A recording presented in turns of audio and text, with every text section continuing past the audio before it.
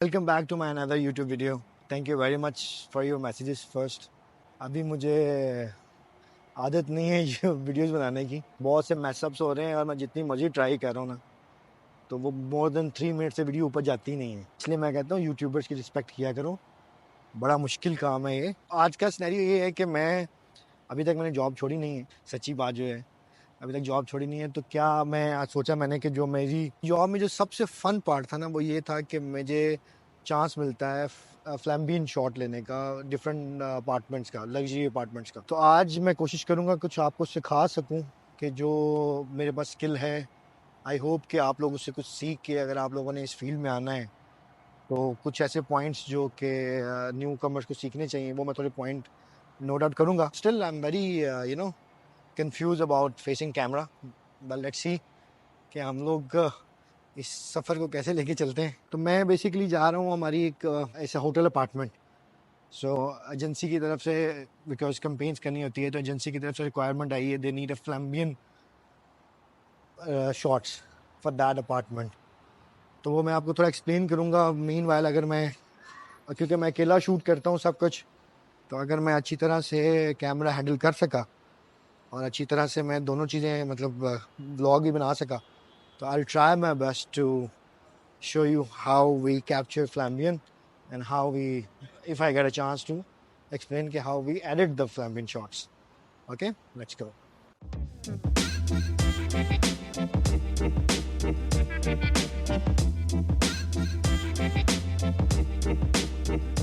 सबसे पहले हम लोग जब रूम में एंटर होते हैं, तो हमें बेसिकली यहाँ का एनवायरनमेंट क्लीन करना पड़ता है।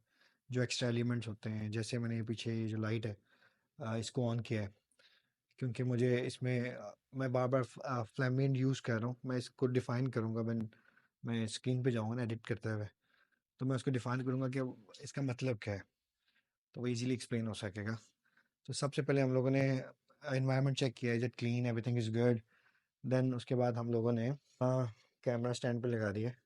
आज मैं यूज़ करूँगा 16-35, इससे भी वाइड एंगल लेंस है मेरे पास, लेकिन क्लाइंट की डिमांड ये है कि हमें उस एंगल में चाहिए जहाँ पे ज़्यादा टिंट ना हो।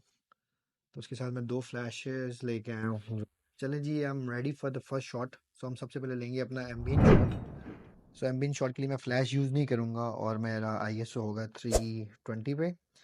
मेरा अपर्चर होगा 7.1 और स्पीड को मैं रखूँगा 10 पे। सो एक तो मैं एक्सक्यूज़ कर दूँ, ये मेरा स्टैंड नहीं है। मेरा एक दोस्त नूबड़ा लेके चला गया मेरा स्टैंड, जिसकी वजह से मुझे ये यूज़ करना पड़ा है। और क्योंकि स्टैंड वीक है, तो मैं इसको ऑब्वियसली टाइमर से शूट करूँगा, कोई शेक ना आए। आई नो कि बहुत सारी लाइट यहाँ से देखें अब अंदर आ रही है ये, लेकिन हमारा एम्बियंट क्लियर हो गया। अब इसके बाद मैं लूँगा अपने फ्लैश यूज़ करूँगा। लोगों को ना फ्लैश की सेटिंग समझा दूँ थोड़ी सी, अगर समझा सकूँ, क्योंकि मैं इसमें टीटीएल यूज़ नहीं करता, टोटली मैनुअल यूज़ करनी पड़ती है, क्योंकि वन शॉट होगा। तो इसमें मुझे एक ही टाइम पे दोनों फ्लैश को ट्रिगर करना है। तो उसके लिए मैं इनको स्लेव करके, अभी तो 1.8 पे पावर रखी हुई है मैंने, बिकॉज अभी तक मैंने शॉट लेके देखा नहीं है। तो वो मैं पहले चेक कर लूँ कि उसकी पावर अकॉर्डिंगली क्या होगी। ये वो डिपेंड करती है रूम साइज़ के ऊपर। दूसरा मैंने एक को पेयर ए किया है, दूसरे को पेयर बी किया है। अच्छा, मुझे नहीं अब पता कि फ्रेम क्या आ रहा है, क्या फ्रेम सेट हुआ है, लेकिन थोड़ा एक्सप्लेन करता हूँ कि how I am gonna take flash shot. तो उसके लिए ऑब्वियसली सेम कैमरा स्टैंड पे और timer. So I need to bounce ये दो लाइटों को, क्योंकि मुझे ये पूरा एरिया क्लीन चाहिए। तो मैं बाउंस करूँगा यहाँ से और यहाँ से। So let me show you how I am gonna take this shot. Timer पे 1 2 3 गो। अब अगर आप देख सकें तो वो जो विंडो वाला एरिया है, उसमें बहुत एक्स्ट्रा लाइट है। अब इसको इसको ठीक करने के लिए हम क्या करेंगे, इसके बेसिकली दो वे हैं। सबसे पहले एक तो विदाउट फ्लैश, एक with flash. So without flash के लिए सबसे पहले मैं करूँगा फ्लैश ऑफ। अब मैं आईएसओ कर दूंगा 100 ऑलमोस्ट। ओके 100। और मेरा अपर्चर सेम रहेगा, स्पीड रखते हैं 60। अब इसका जो सेकंड तरीका है बाइक का व्यू क्लीन लेने का, वो ये हुआ कि मैं अपनी स्पीड दोबारा 100 पे करके अपर्चर सेम ISO 100 पे एक डायरेक्ट फ्लैश मारूंगा। सो लेट्स सी कि उसका रिजल्ट क्या आता है। 1 2 3 आई एम गोना स्टैंड हियर। वो एक फ्लिंग है, वो ऑब्वियसली उसको हम लोग फोटोशॉप में क्लियर करेंगे। ये 3 स्टेप हमने ले लिए एक व्यू के। सो इसके बाद का जो प्रोसीजर होगा वो मैं आपको आगे एक्सप्लेन करता हूँ। अब हम एक दूसरे सेटअप की तरफ आ चुके हैं। एक तो पहली बात ये मुझे आज रियलाइज़ हुआ है कि मैं एक अच्छा टीचर क्यों नहीं बन पाया। मेरे लफ्ज़ भूल जाते हैं दोस्तों, मेरे साथ है ना, जब तक मैं यूज्ड टू हो जाऊंगा ना, फिर तुम लोगों को अच्छी तरह से सिखा दूंगा। तो अभी ये दूसरा सेटअप है। दूसरा इसमें एक चैलेंज ये है कि मुझे बाहर से व्यू भी दिखाना है। एक ज़्यादा लाइट आ रही है यहाँ पे फैम्बियन में। सो फॉर फैम्बियन मैंने सबसे पहले फ्लैश बंद करनी है। उसके बाद जाके मेरा speed, shutter speed is gonna be 8 और 10 अकॉर्डिंग टू द लाइट। जितनी लाइट बाहर से आ रही होगी उस हिसाब से करना पड़ता है।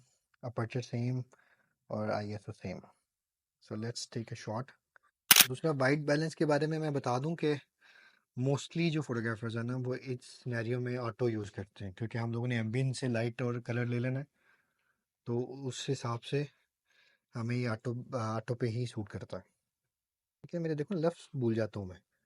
अब इसलिए मैं अच्छा यूट्यूबर पता नहीं बन पाता हूँ कि नहीं बन पाता हूँ। अब अगला स्टेप हम लोग ऑब्वियसली फ्लैश से लेंगे, तो वो मैं आपको दिखाता हूँ एक सेकंड में।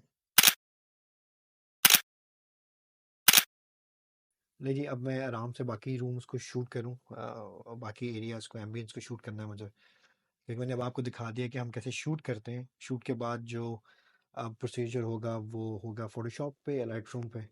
तो वो मैं आपको इसके बाद, मैं अभी क्योंकि एम्बियंस शूट करने हैं तो उसमें मैं कुछ ना कुछ आपको दिखाता रहता हूँ, एक टाइम लैप्स। फिर उसके बाद जो होगा एडिटिंग पार्ट, वो अब आपको मैं इसके बाद दिखाता हूँ।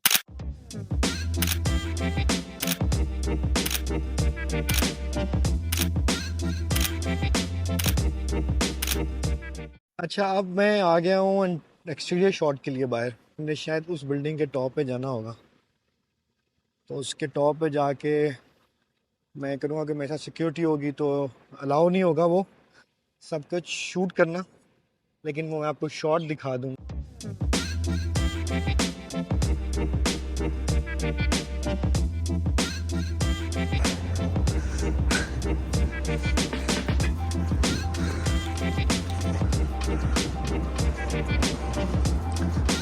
यस,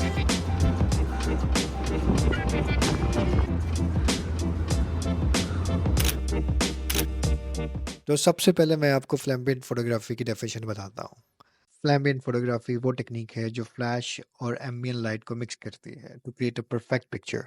तो सबसे पहले आप अपने इमेजेस को लाइट रूम में इंपोर्ट करेंगे। यहाँ पे हम लोग बेसिक एडजस्टमेंट करेंगे, जैसे एक्सपोजर, कंट्रास्ट और वाइट बैलेंस।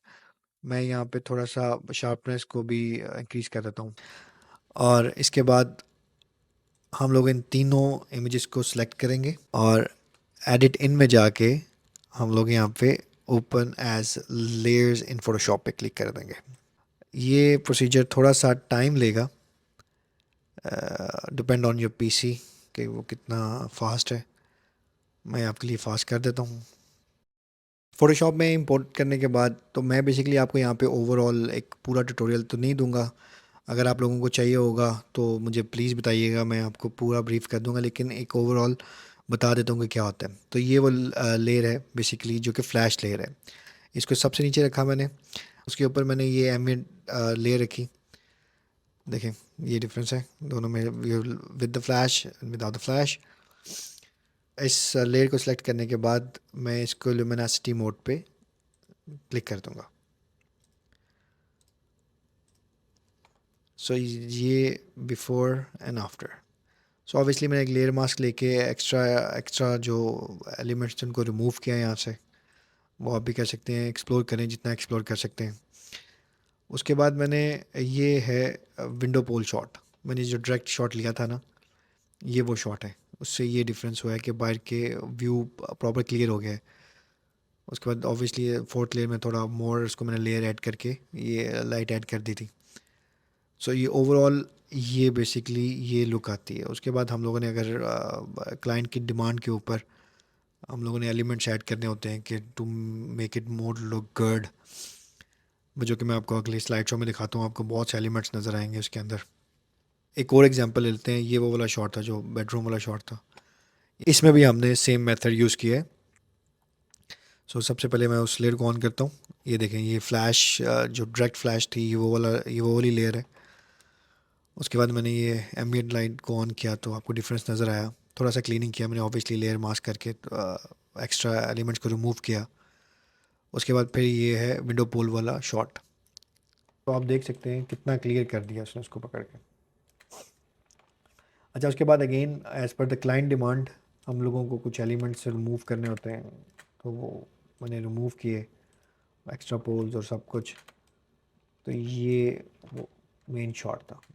बस इतना ही। सो उम्मीद है आपको ये ट्यूटोरियल पसंद आया होगा। तो इस टेक्निक को अपने शॉट्स में, अपने प्रोजेक्ट्स में ज़रूर इस्तेमाल कीजिएगा। और हाँ, मेरे चैनल को सब्सक्राइब करना मत भूलिएगा for more this kind of struggle stories और ट्यूटोरियल्स के लिए। Thank you very much.